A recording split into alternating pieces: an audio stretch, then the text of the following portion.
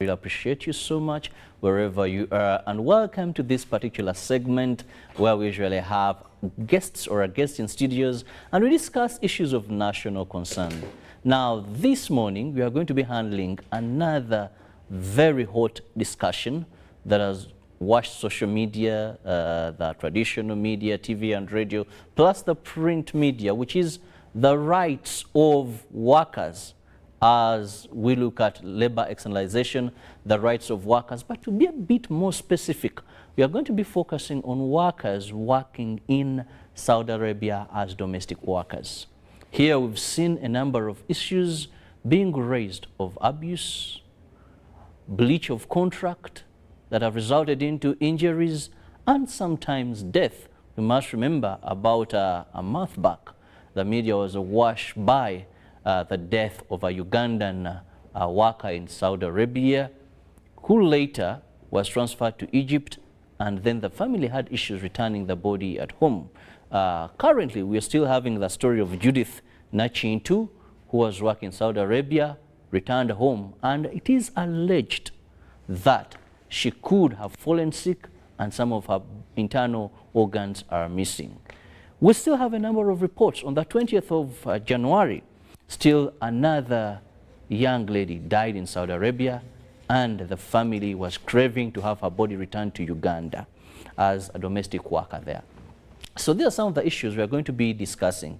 But I'm honored this morning to have, that is the Commissioner, Employment Services in the Ministry of Gender, Labor and Social Development as one of my guests this morning, and that is Mr. Elegu Moses. You're most welcome, Commissioner. Thank you very much. It's Lawrence Egulu. Lawrence Egulu, you're most welcome to this program. And I know we are so much eager to hear from your ministry, that is the Mother Ministry, in charge of labor and, of course, externalization as well. And on the extreme end, I have, that is Mr. Ashech Tandwe, who happens to be the CEO of Njazi Limited, one of the companies in this business.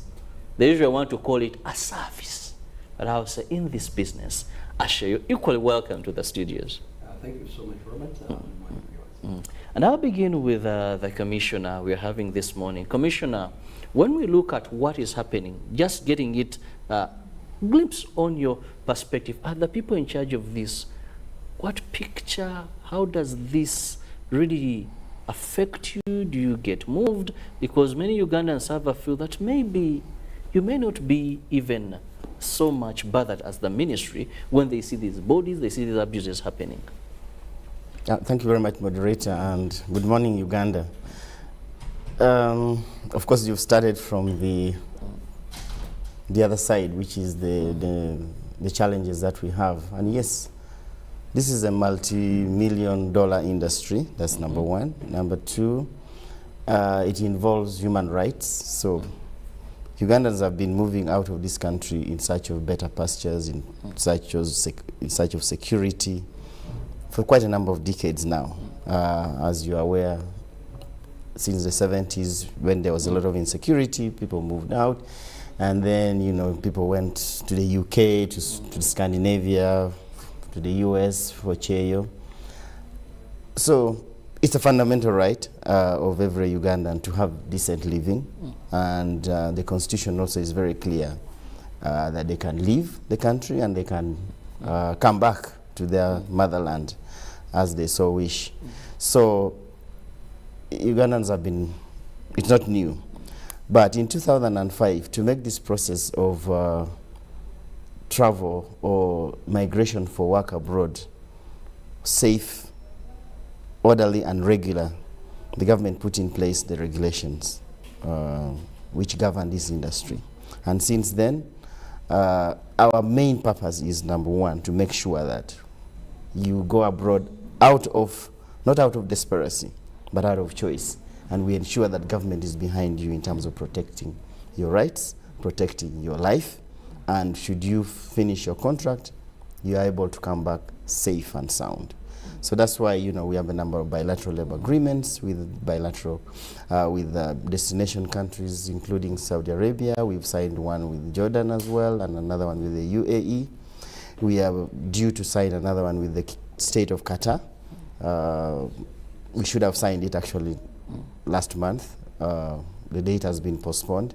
So all those are ways and means of ensuring that migration for work is safe, orderly, and regular. And of course, as I said, challenges will always be there, and we are here to see to it that the challenges are not insurmountable. Well, I want to draw your attention, Commissioner Egulu, to the 2017 contracts or bilateral agreements between the government of Uganda and the Kingdom of Saudi Arabia, more so regarding migrant workers, and to be more specific now, these domestic workers.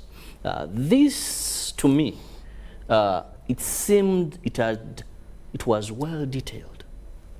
Well detailed. Fantastic, I've been reading through it. Fantastic, and a guarantee for protection. But since then, we've seen cases over a period of time. And I want to recall that I think it was on the 23rd and 28th, where we had a Minister for Labour and Social Development, Honorable Betty Amongi, fly to Saudi Arabia and have a meeting with these ministers. But what is not happening? Because paper, very fantastic. I think that's very clear. There is no problem with the MOU, the Memorandum of Understanding on migrant workers in the Kingdom of Saudi Arabia. The wording is perfect, the negotiations were sound, and whatever was signed by the then Minister Mkwaya, fantastic. But the problem, of course, always comes with the implementation. The implementation process is where you start to see us falling back. For instance, there was supposed to have been formed a joint technical committee of Ugandan officials and the Saudi officials, who should have been meeting twice a year. We've never met since 2017. Now, what does that mean? Issues start piling. I mean, it's like in a marriage. You have an MOU, well, call the marriage an MOU. It's not how great the marriage law is or that understanding is. It's about you maintaining that communication, and I think that was lacking. So the Joint Technical Committee never met. Issues started piling, and then when 1 year becomes 2 and becomes 3, then there are too many things that have not been going well. So that, on our part, I will admit is a failure in terms of making sure that the implementation is done. Because it is in our best interest to put in place this, to be part of this committee, to address these issues as and when they arise. We didn't do that, and I think, of course, issues of funding, we will always cite them as the key issues that have not made us do this. So when the minister, I was part of that delegation to the Kingdom of Saudi Arabia, 23rd to 28th of January, where we were able to kickstart, this joint technical committee, which is now going to meet. In fact, the next one is meeting this month, the first one, I would say. And yet the bilateral agreement itself is expiring at the end of the month, at the end of the year.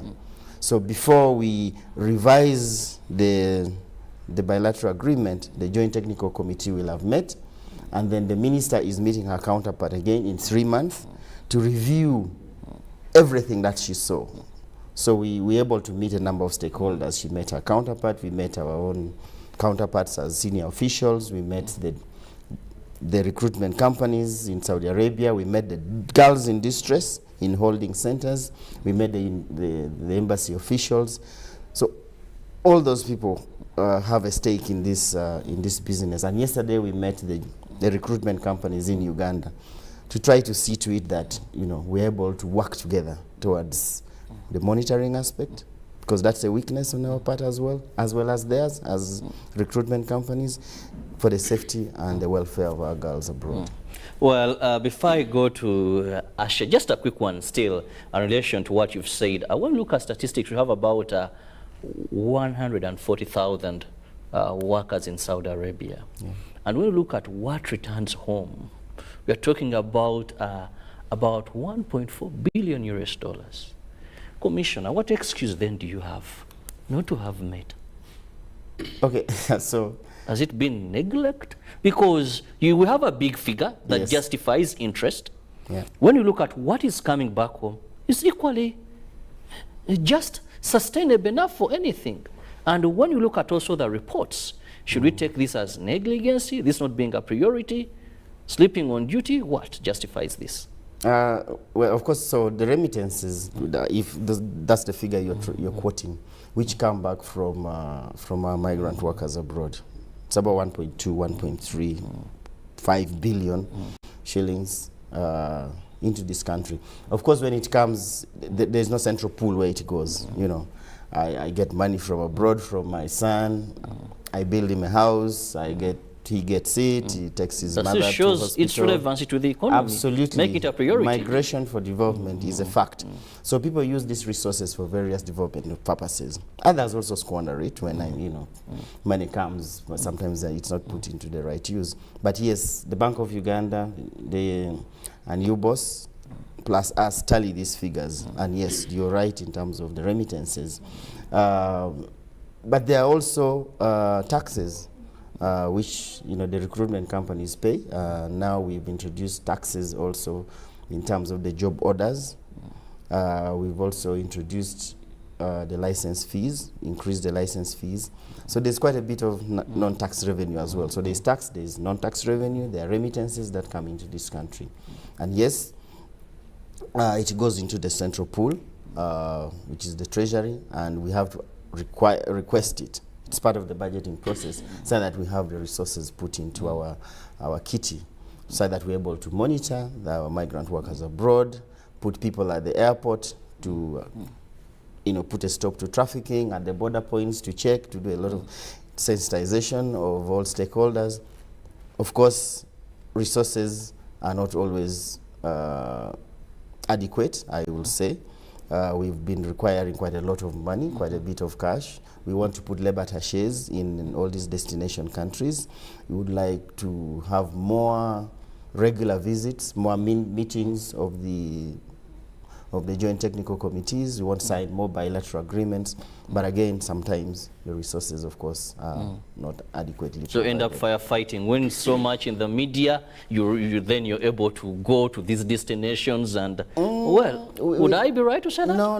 We do not necessarily wait for the fire to be up, then we run into with the fire extinguishers. There are a number of things which I'll be very happy to enumerate that we do, which we do not necessarily advertise too much in terms of our successes and achievements.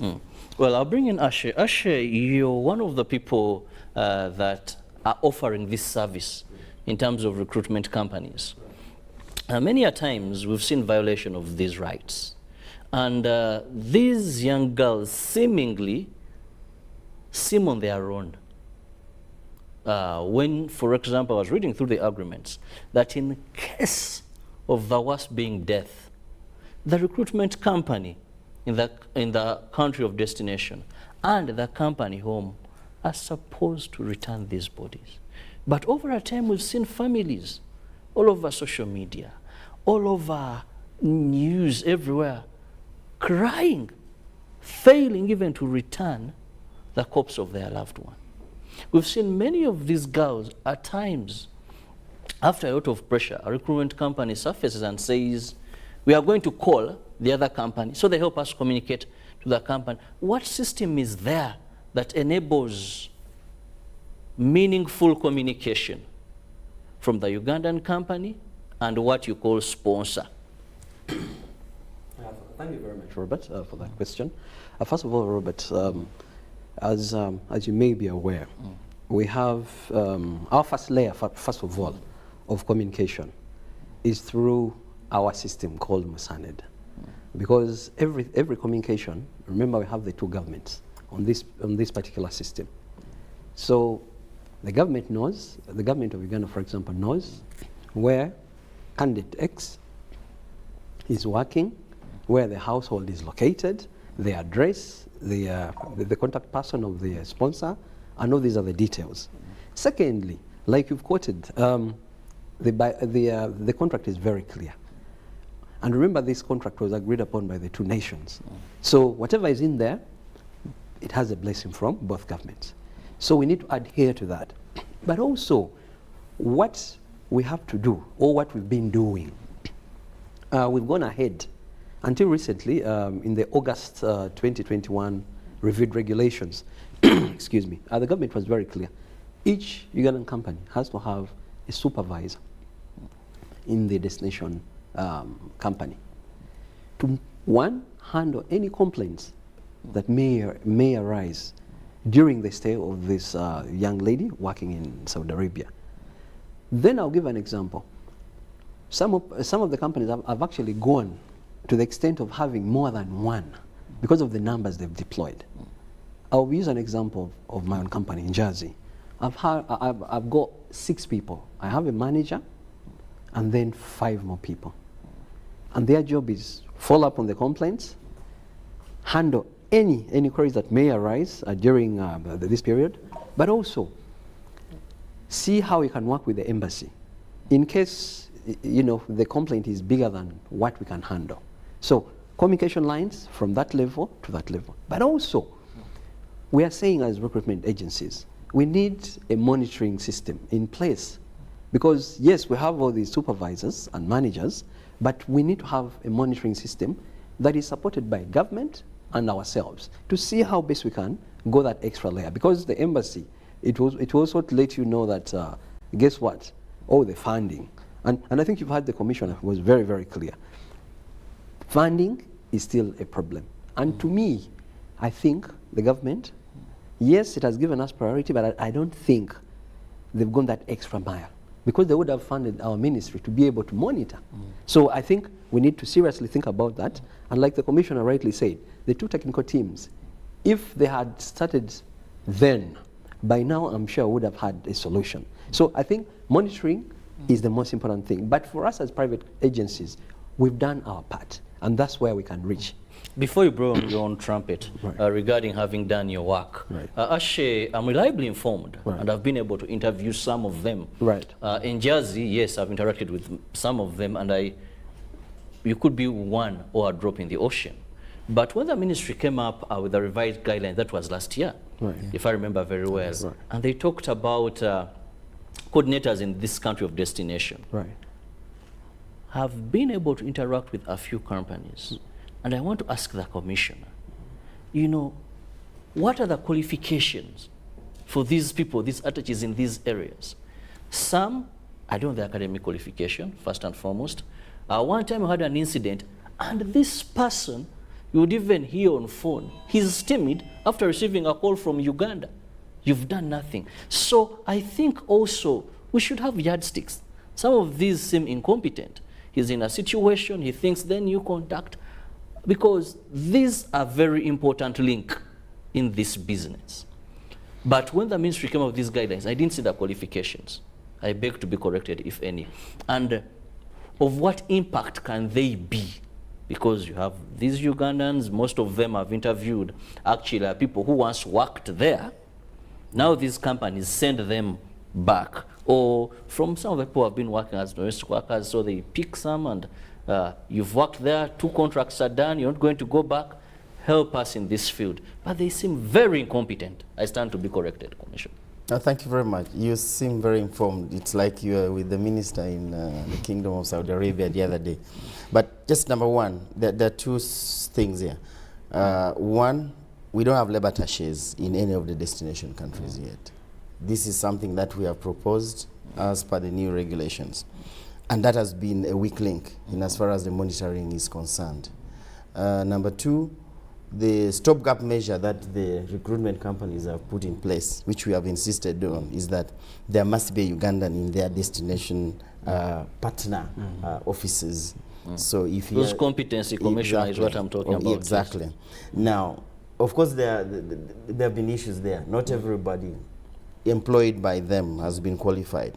So they have been able to pick, because the majority of the workers in Saudi Arabia are domestic workers, maybe 85% of our Ugandans, of that 45,000 are domestic workers. And a number of them are not very well educated, I admit.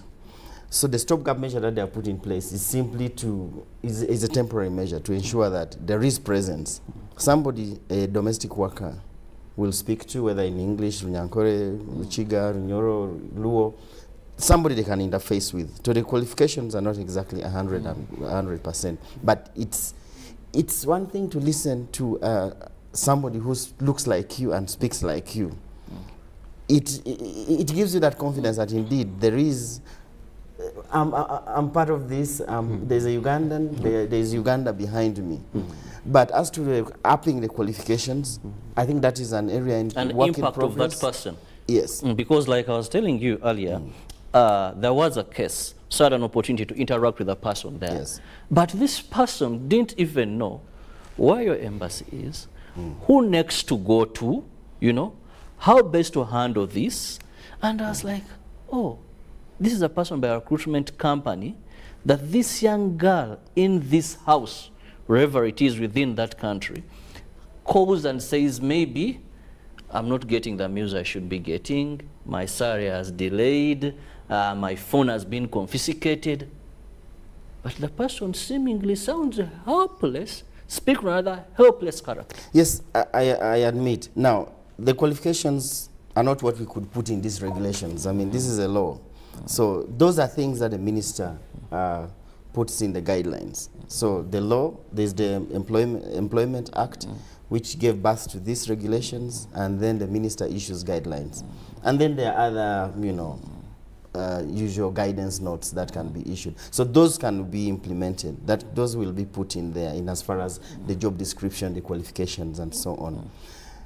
But remember, the role of the coordinator, which they have in their offices, is not necessarily to become the monitoring agent abroad, because the jurisdiction is different. You know, the jurisdiction. This has jurisdiction in Uganda. It regulates the industry in Uganda. But if it is abroad, then it's the law of the land. You know, the Saudi law, labor law, which is applicable. So that Ugandan coordinator does not have the right to, for instance, go open up doors and say, I've heard that there's an Aviria here who is sick and needs to be airlifted back to Uganda. She doesn't have that right. We work with our partner. The partner, which is the Ministry of Labor on the other side. So the law and the institutions of the Kingdom of Saudi Arabia are what is applicable. That's why we work with our embassy in Riyadh. We work with the Ministry of Labor and the Ministry of Foreign Affairs on the other side to ensure that there is joint harmony, because these are also the issues of international diplomacy and international relations, which can be pretty delicate. So we leave the jurisdiction. What we do, we do. What the embassy does, it should do. And of course, these people, the recruitment companies here, also deal with the recruiters on the other side to ensure that they are severally, both parties are liable. Because they too sign contracts. We sign with the government of the Kingdom of Saudi Arabia. They sign with their partner employers. And then the maid or the domestic worker signs with the final employer. So it's called a four-party agreement at the end of the day. You know, there's the recruiter in Uganda, the recruiter in Saudi Arabia. There's the employer in Saudi Arabia and the girl. And actually, you add the two, it could as well be a six-party, because then there's the government-to-government MOU, which we signed in 2017. So all those are in place, and as I say, the writing is all very perfect. It's the implementation where we start falling short. And we are all in the same game together. So whether it's the Saudi government, the Uganda government, the employer in Uganda, the recruiter in Uganda, the recruiter abroad, the employer in Saudi Arabia, and the domestic worker herself, who sometimes perhaps are signed even without looking at what they are signing. So those are all pitfalls that we have to make sure that each stakeholder has their work cut out for them and are up to their game.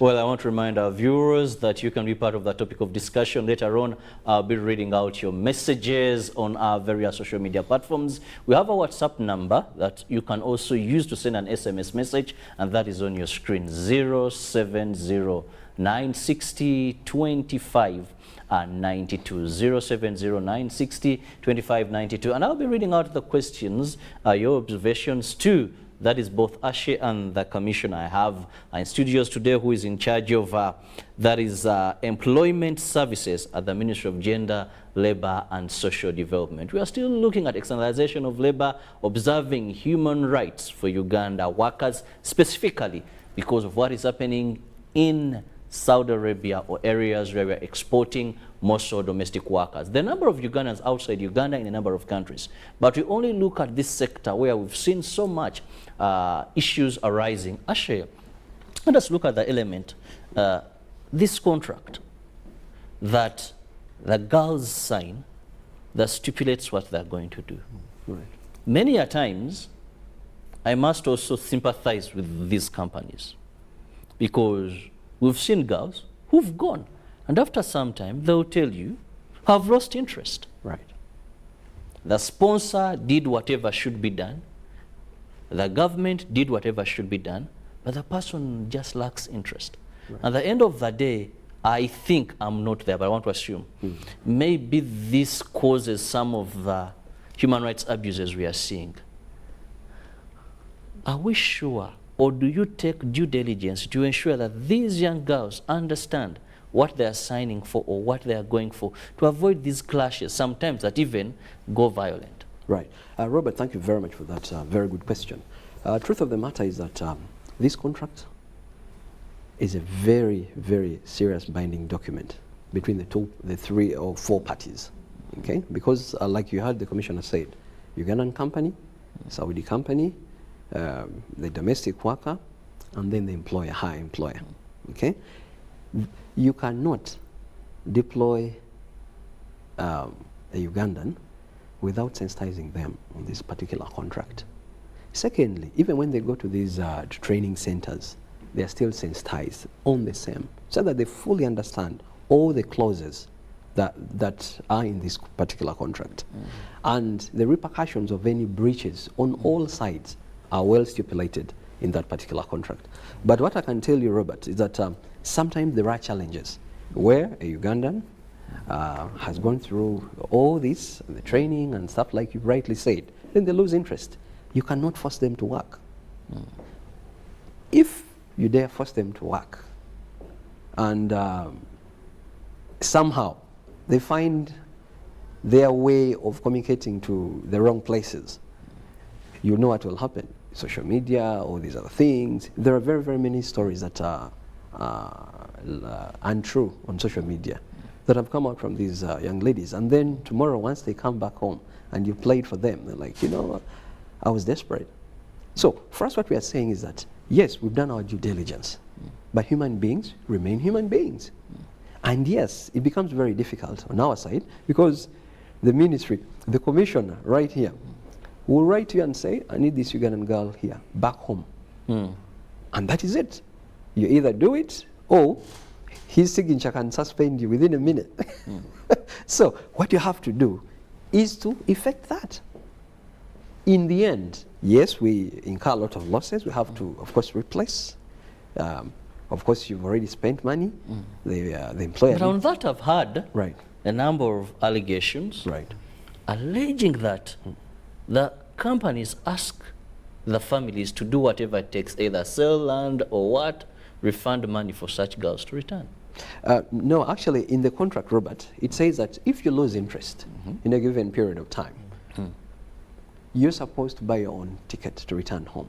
But the commissioner will also tell you, this is almost impossible. Most girls, they don't even have that money because they've been sending money home. So that time comes when she doesn't have the money.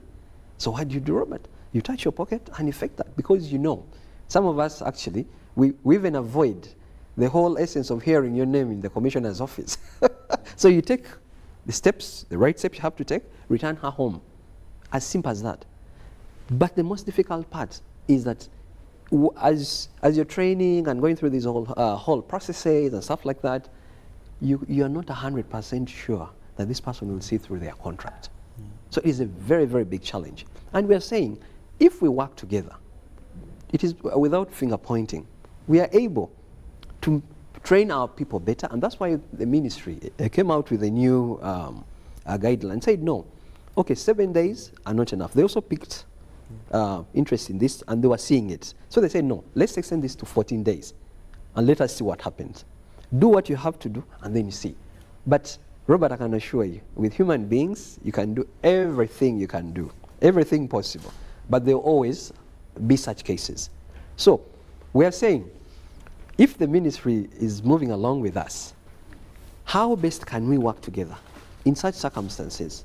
But yes, it is very clear. But Robert, you have a situation where the girl doesn't have the money. What do you do? That's why some companies because maybe they don't have the funds themselves at that particular moment. They say, you know what, if you don't have the money, talk to your family, they raise this money. And in most cases, they don't have the money as well. So you do what you have to do. Many cases, if there is any delay, any kind of delay, you see audios, you see videos, and in the end, things want to, if anyone picks up on that, immediately they will tell you. They will call you and tell you one thing: make sure this girl comes back home. Simple as that. So it's a very tricky situation. And yes, Robert, it's a very stressful period for us once that happens. But yes, we are willing to do everything possible to make sure that these people go into become productive, and they return home as successful Ugandans.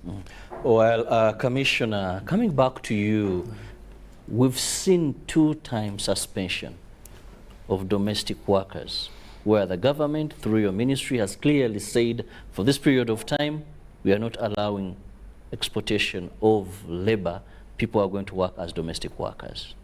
And in one way, this seems where we have a period of some peace without such cases coming in, then it's like a fluctuating curve.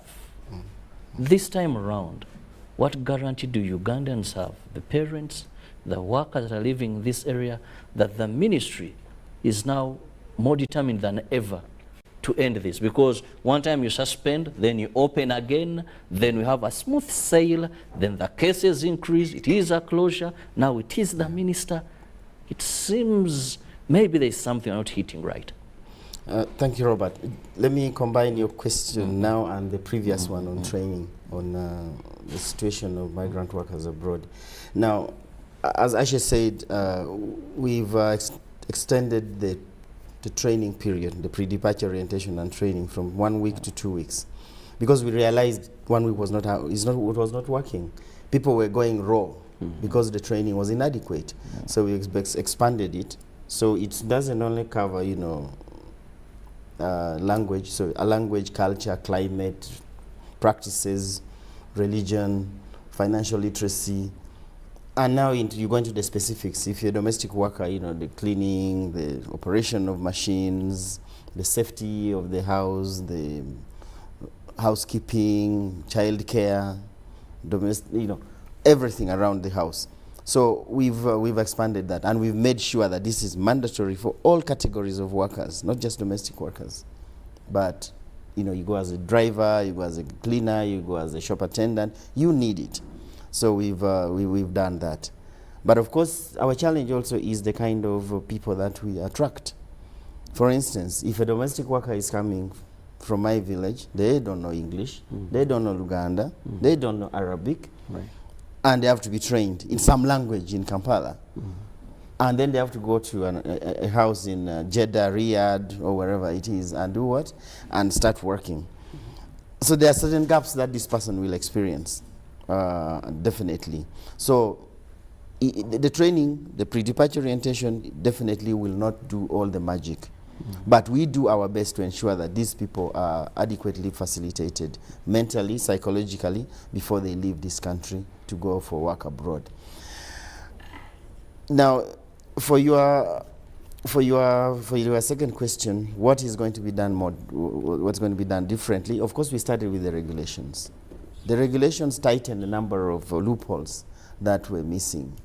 The first one is these people. Who do we recruit? Who are the ones who should be recruiting? Who should be in the industry?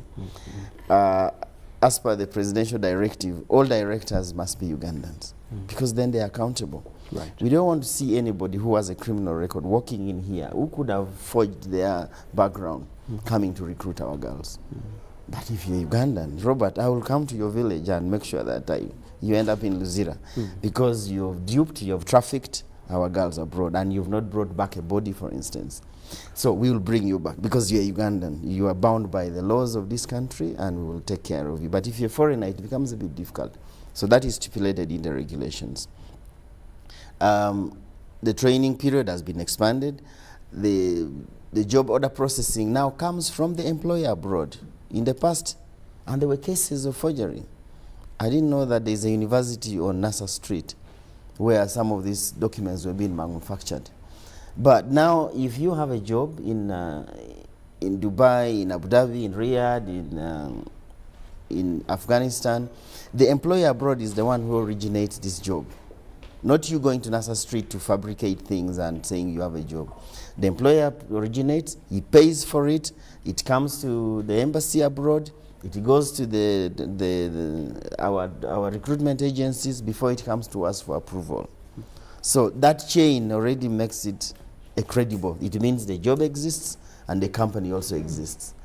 So, and that person has to pay $30 per worker in terms of the jobs that they are seeking in Uganda. So by the time you pay your $30 to make sure that you bring a worker from Uganda, it means that job exists because it's substantial money. You want 100, that is $3,000. So those are the loopholes which are being tied. And you know, Honorable Amongi was in Saudi Arabia first time, same with me.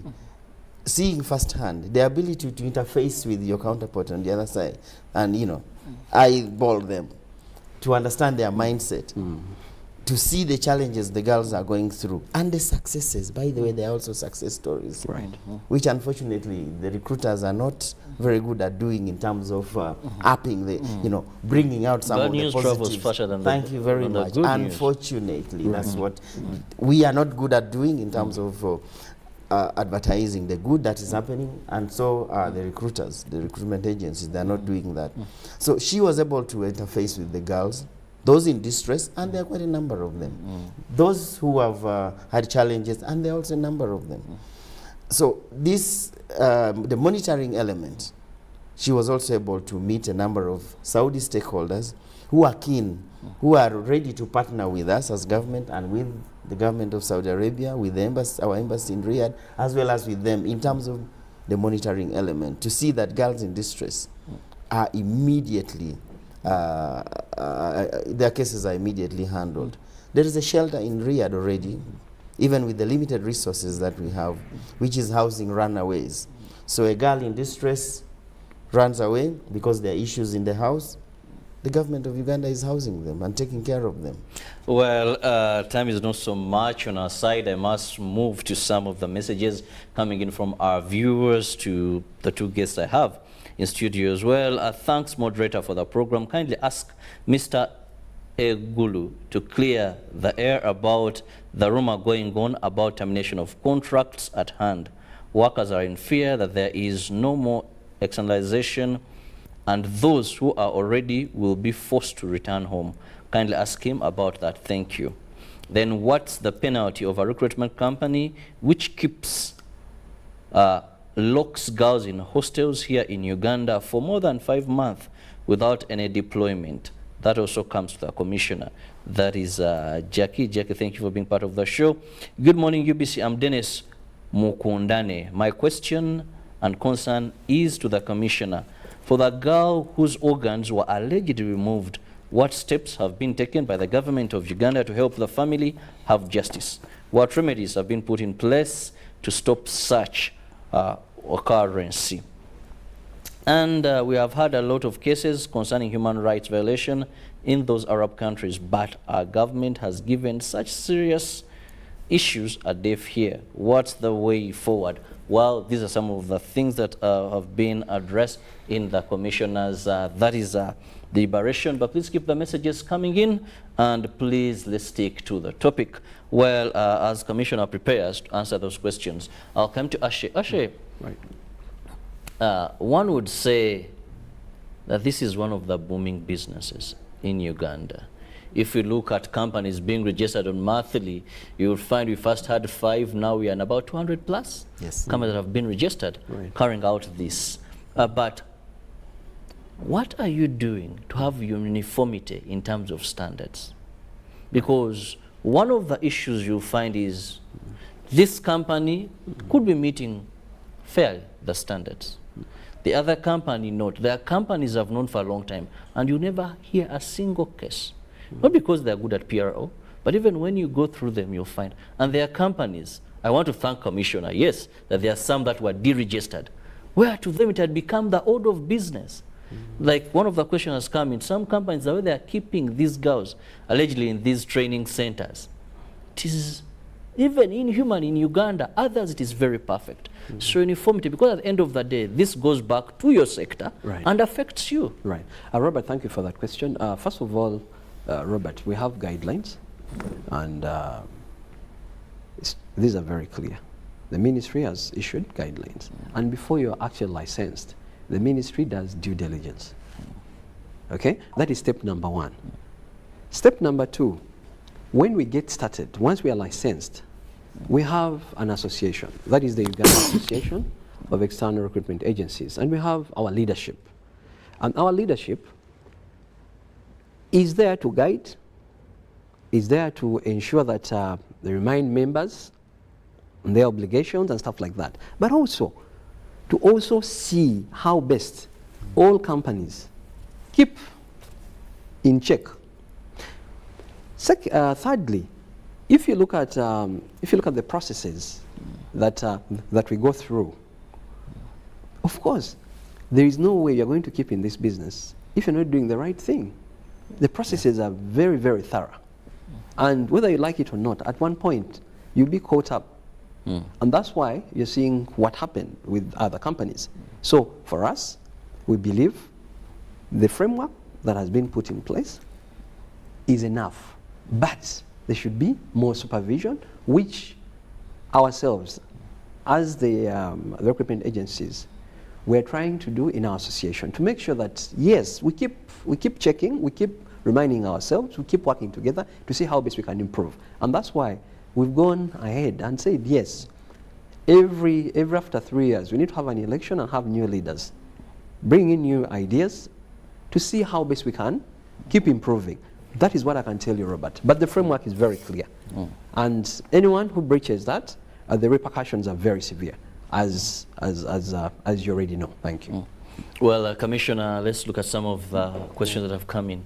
Yeah, thank you very much, Robert, again. And I think number one, there is no ban on externalization of labor. I've seen some... I've just seen also one running around, saying quoting some internet. Yes. I think... You see, this is the problem where, because we don't... Actually, it's very interesting. Uganda bans housemaids from working in Saudi Arabia. Uganda women claim abuse and torture in Saudi Arabia, recording that even virtue and prompted the government to take action. Now, if my memory serves me very well, I wasn't in government then, but this was in 2017. There was a temporary ban which was put in place after a parliamentary committee visited the Kingdom of Saudi Arabia, and there were a number of violations that were identified, which again I will blame on the fact that the Joint Technical Committee did not, wasn't in place. But yes, this is history, and thank you for some of us bringing back history, but this is not the situation right now. Yesterday, the Honorable Minister Mongi chaired a strategy meeting in which she had the recruitment companies and the training institutions in her boardroom. At least I did not hear her ban the industry, at all. So we have not banned the externalization of labor, but we put in place a number of measures after her visit to the Kingdom of Saudi Arabia. Now, in as far as being locked up, workers being locked up in facilities in Uganda, yes, we've had reports of that, but that was during the COVID period when there was no travel, and some of these people who were in training were caught up in Kampala, and then, all roads were closed. So we had to look for ways and means of repatriating these people to their counties or to their homes, because there was no more going to be travel. But yes, if you hold workers in your facility for a certain period of time, that is a breach. And that facility, if it is not even inspected by us, you will be closed down. Organ harvest, yes, I've seen, including Spires, very graphic cartoon in which, a caricature of two Arabs over two bodies of Ugandans in terms of wanting more kidneys. I mean, the trade in organs is something which I'm sure is happening. But as to whether these ladies' organs were harvested, we've got a report from the hospital, which is saying the right kidney was missing. Now, as a ministry, we've written back to Ministry of Health and Mulago Hospital to tell us what this means, because we are all laymen in this area. Was the kidney surgically removed? And where was it removed from? Was it removed, or she was born without that kidney? So we want to get that fact clear. If indeed it was surgically removed, then that should have happened in the Kingdom of Saudi Arabia, in which case we've also tasked our embassy in Saudi Arabia to establish that fact. So if we are now clear that indeed the kidney was surgically removed, was it removed because there was an ailment, or was it removed because somebody was taking it for trade? That fact we are still yet to find out exactly what happened in these situations. The last question is on violations of workers' rights in Saudi Arabia. Of course, we are looking at 140 plus thousand Ugandans in the Kingdom of Saudi Arabia. There will be good employers and there will be bad employers. And that's why we have a bilateral labor agreement. That's why we are calling for these meetings, because those violations will always occur. So we do not deny that there are some bad employers, like in Uganda as well. We have situations where people are paying their domestic workers 50,000. Now, the domestic worker whom Ashe sends abroad is paid 900,000. Right. That is close to the salary I earn as commissioner. So their salary is higher, but our Ugandans are also mistreating our own domestic workers. Right. So those cases arise. But we would like to ensure that violations, I think, of the past. A Ugandan, by international law, by the laws of nature and before God, we are all equal. Right. So thou shalt not mistreat my Ugandan. Right. And again, this is where I become the unpopular in this game, because as long as you're Ugandan and you're mistreated and I get a call on my phone, on my WhatsApp, I will bring you back. I will make sure I use all the powers given to me within my ability to bring that girl back, and that justice shall be done to that person.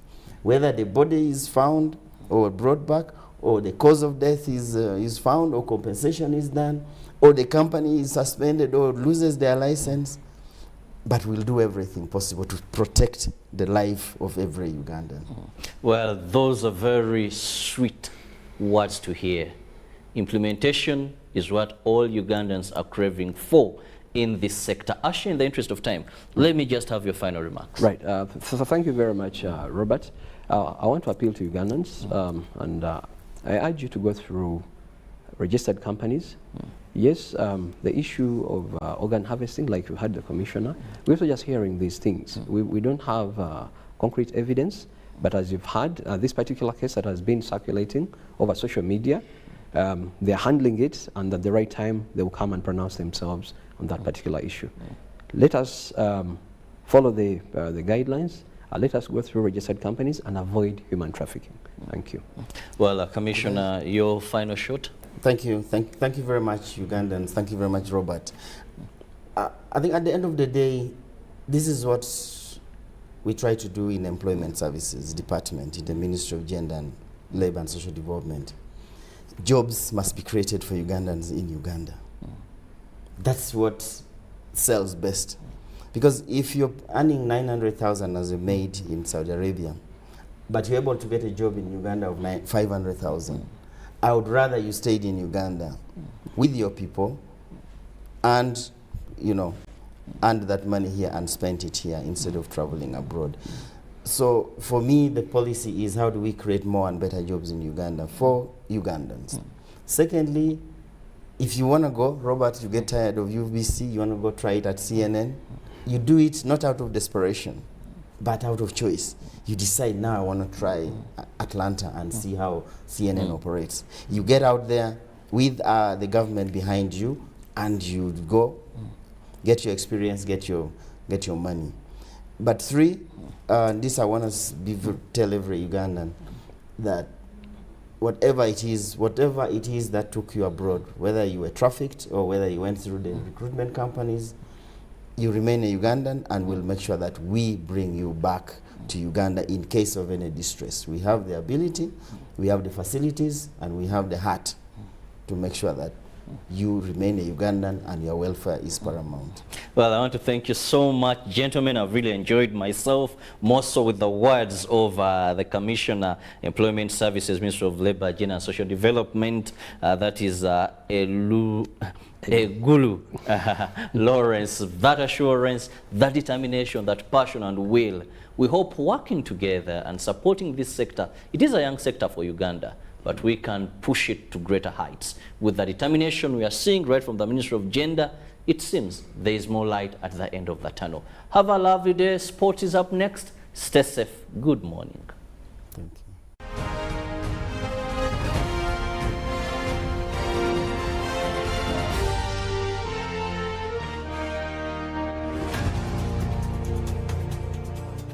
Raising Voices. I feel happy when my mother spends time with me. I hope all mothers will like my mother. I want my mother to reach out to all mothers. She knows how important it is to be a good mother. I promise to help my mother inspire other mothers to change. In this time of COVID, what is your promise to the children of Uganda? Because a violence-free childhood is everyone's right. Raising Voices.